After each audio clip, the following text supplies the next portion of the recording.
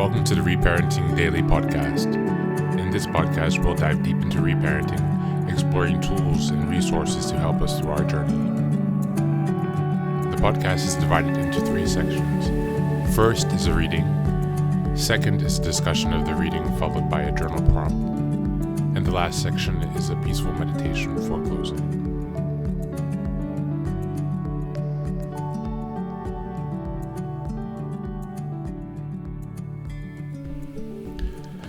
Good morning, good afternoon, and good evening from whenever and wherever you're joining us. Thanks for being here for another day of reparenting. Today we are reading from the Loving Parent Guidebook from the ACA organization. This is from chapter 21, which is called Reclaiming Your Inner Child's Joy and Playfulness. Our inner child's natural state is playful and joyful, like a baby who delights in being alive. Yet fun and play can be hard for adult children, particularly when growing up through deep grief work. Even in the midst of challenging times, however, moments of joy are possible. Reconnecting with the tender parts of ourselves, from who we've been distant, and measuring our losses can give rise to sweet sorrow, a joy in rediscovering our true identities and our innate wholeness. We relate to joy and playfulness in different ways. Joy might come naturally to us, or we might feel anxious about the concept of joy. Perhaps we pressure ourselves to feel like the kind of happiness we see in TV advertisements and social media. We might have put on a happy face as children to avoid further abuse, neglect, and abandonment. Perhaps our caregiver's pursuit of happiness resulted in our neglect, and so we were suspicious of it. These are only a few examples, and we want to be careful not to pursue fun, play, and happiness to avoid the pain that comes with doing the grief work and reparenting ourselves. Our loving parent can help us find balance. Joy and gratitude. The more our inner child feels secure, the more we experience joy inside and an overall sense of gratitude.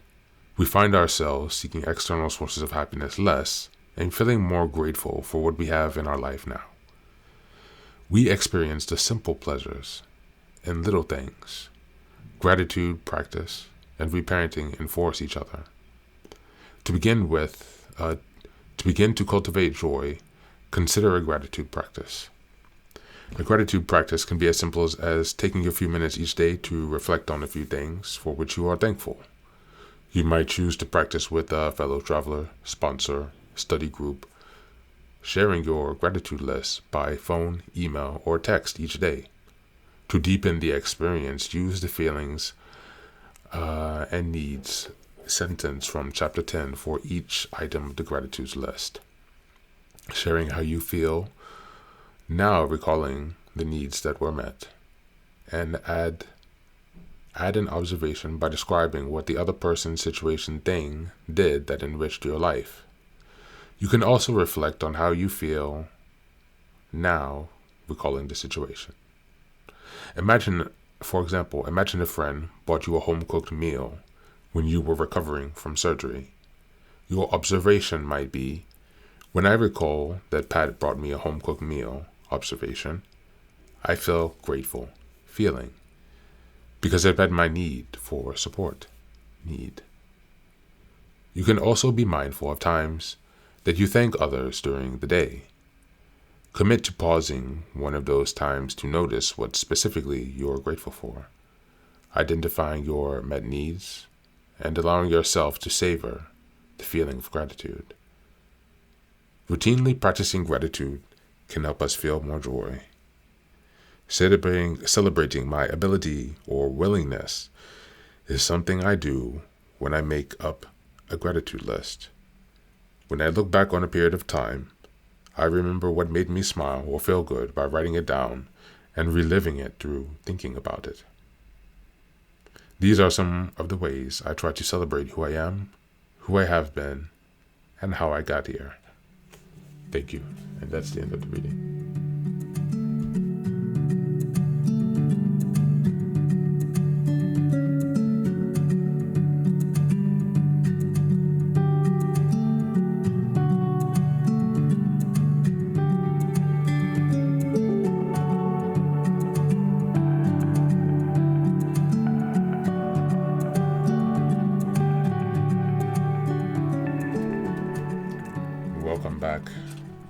picking up this workbook again. It's an excellent book.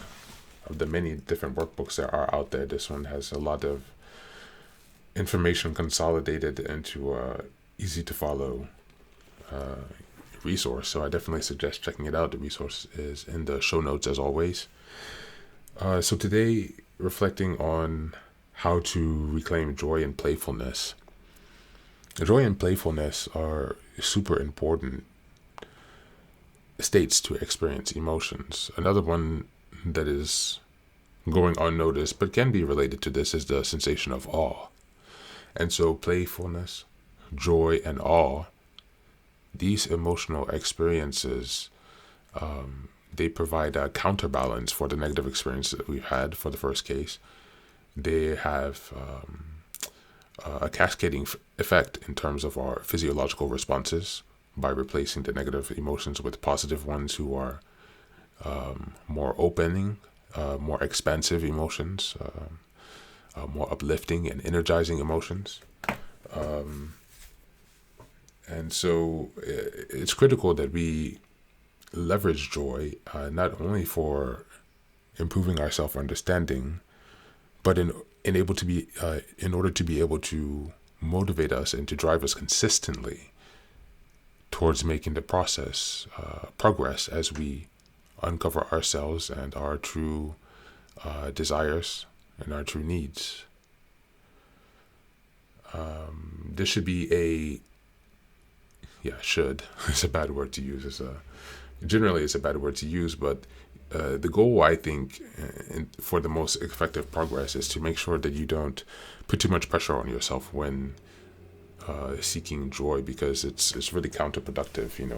Joy and fun, playfulness is the opposite of stress and pressure.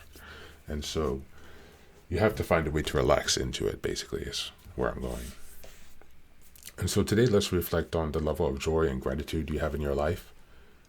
Or which areas do you feel satisfied in? Do you find joy from your work, your relationships, your hobbies?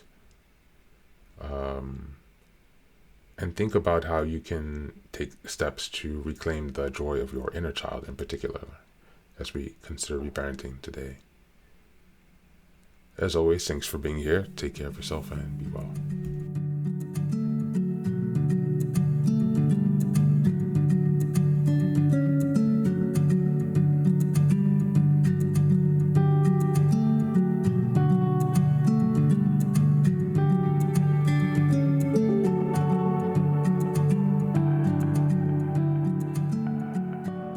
And now, let us move on to the final section, the meditation. This is an unguided meditation. I will simply provide some music and you can take some time to relax. Please feel free to choose a location and a place where you feel safe and where you can be undisturbed for the next 10 minutes.